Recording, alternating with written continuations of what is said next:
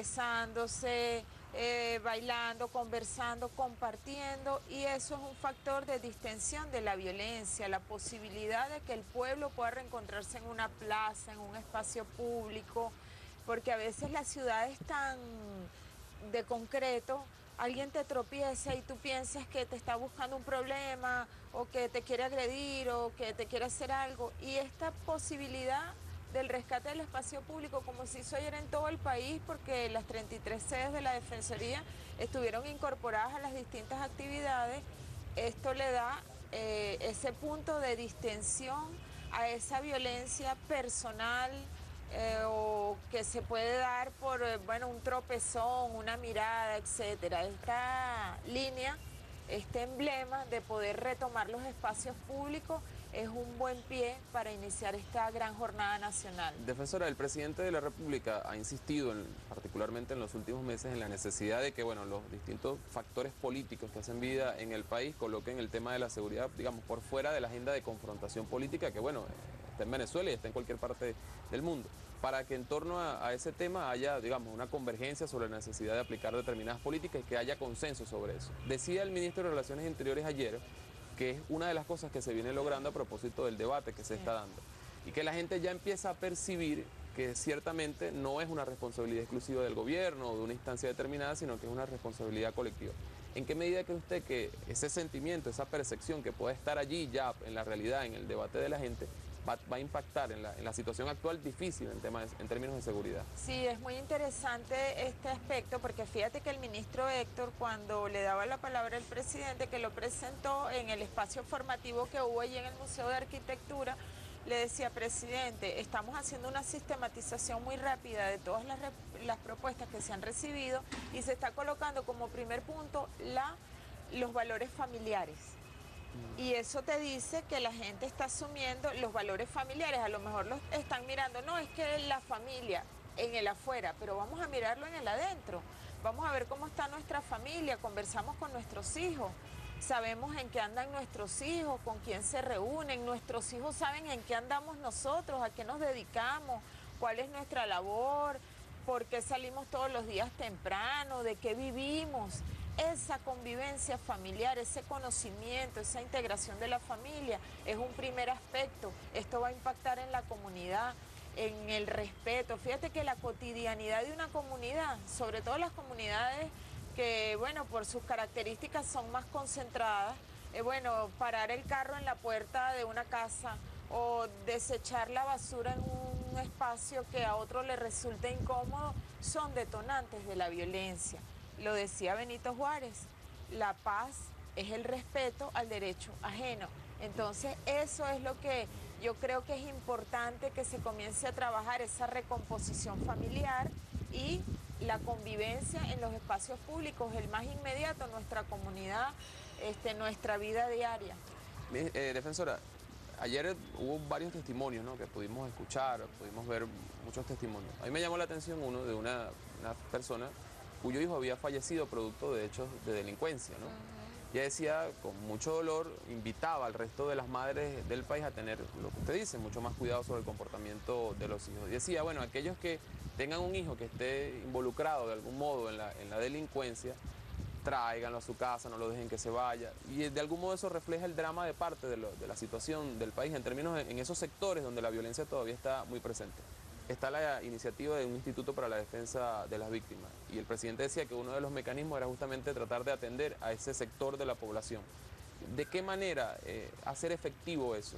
¿De qué manera no tener que recurrir a la represión en todos los casos para poder solventar la situación de un joven o cualquier persona que esté en ese mundo? Yo digo que uno de los aspectos más valiosos y más plausibles de la política gubernamental en materia de seguridad, aun cuando Venezuela ha sido víctima de una violencia criminal, es que el gobierno no ha pisado la concha de mango de promover una política represiva. Fíjate que la respuesta ha sido ir haciendo una investigación nacional. Ayer mismo se volvió a hacer una consulta pública. En el 2000 se hizo una consulta pública para un nuevo modelo policial que es vital, que es el policía incorporado a la comunidad. Y ahora mismo la política pública, que es la misión a todavía, con sus casas de mediación, con los cuerpos y las instituciones del Estado incorporados sobre todo a los nuevos urbanismos. Es un aspecto muy importante. Este instituto que ha anunciado el presidente es un instituto que si tú desarrollas, la persona que tenga la responsabilidad del instituto, una línea de investigación, por qué ocurrió la violencia dentro de la familia que acuda a solicitar apoyo, que será psicológico, que será sociológico, que le permitirá restaurar las heridas a esa familia que ha tenido una pérdida. Si se investiga dentro de esa familia, ¿qué pasó dentro de esa familia? ¿Cómo implosionó la dinámica familiar? Si es que el muchacho estaba involucrado en hechos delictivos o si es que la familia fue víctima de violencia. ¿Cómo ocurrió esto? Esa mirada del instituto le va a permitir al Ejecutivo tener una visión para fortalecer la política pública en la atención de la violencia, porque vamos a tener a las personas que hayan sido víctimas todas congregadas, primero atendidas por el Estado y segundo mirando por qué se dio esa situación, bueno, inesperada, indeseable y cómo la podemos retratar en la política pública para frenarla. Defensor, usted ayer estaba al lado del presidente de la República y él justamente hizo alusión al trabajo que viene realizando la Defensoría. Vamos a escuchar las palabras del jefe del Estado en este sentido. Hay que unir todos los esfuerzos para la capacidad que se ha ido acumulando, podamos irla aplicando, por lo menos la Defensoría del Pueblo, a una institución que ha acumulado ya en estos 14 años una experiencia y un patrimonio extraordinario para participar como protagonista en este esfuerzo nacional por la paz, particularmente en esta tarea de la construcción del Instituto para la protección y atención de las víctimas. Tienen mucha experiencia en esa materia. Ya vamos a tener la reflexión de la defensora sobre este tema, recordarles para que ustedes puedan interactuar con nosotros, numeral Todos por la Pacificación, numeral Todos por la Pacificación, la etiqueta que propone Venezolana de Televisión, @BTV Canal 8, nuestra cuenta en las redes sociales. Defensora, ¿cuál va a ser el papel de la Defensoría para el trabajo, para la conformación de este instituto? Y en lo concreto, ¿qué acciones podrían empezar a tomarse ya a través de este nuevo organismo?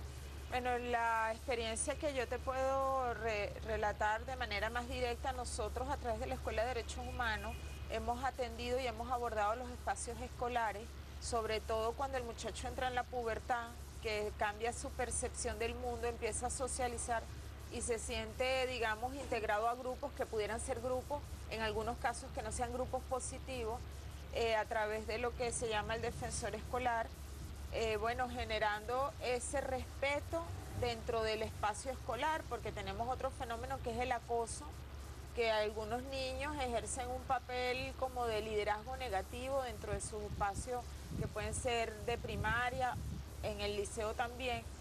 Y bueno, la propia experiencia de la Defensoría, como lo ha dicho el presidente en todo este tiempo, que es la receptoría de planteamientos de las comunidades en materia de resolución de conflictos, donde se hacen mesas de trabajo. Naturalmente, aquí la Defensoría va a aportar en términos de construcción colectiva de cómo sería ese instituto, pero por supuesto, bueno, nosotros acogemos con muchísimo agrado la invitación del presidente a poder dar algunas ideas para que esto se concrete en la práctica y las personas puedan recibir una pronta atención. Una persona cuyo familiar, vamos a poner un caso tal vez de los más dramáticos, una muchacha que pierde a su esposo producto de un hecho de violencia y queda, no sé, 1 o 2 hijos o más. ¿Podría ser objeto de atención por parte de esta institución? Es, digamos, Sí. uno de los fines. Claro. ¿De qué manera podría atendérsela? Bueno, fíjate, una mujer joven que su esposo haya sido el sustento de la casa por cualquier vía, ojo, porque pudiera ser que la persona que fallezca sea una persona que tenía una actividad ilegal. Pero bueno, habría que atender a esa familia y abordarla para que los hijos no sigan ese camino, ¿cierto? Orientar a esta mujer, acogerla bajo el abrigo del Estado en una reorientación de su vida, de su destino. Si no fuera el caso, si fuera una familia que, bueno, tristemente pues estuvo involucrado en un hecho de esta naturaleza, también hay que mirar, bueno, cómo se le puede apoyar, cómo se puede apoyar a esa familia, a esos hijos. Yo creo que este instituto va a tener una gran labor, sobre todo en los términos de recabar información, de dar ese apoyo psicológico, ese apoyo moral, esa extensión de la mano amiga del Estado y bueno, poder ir restableciendo. Se han hecho, el presidente lo decía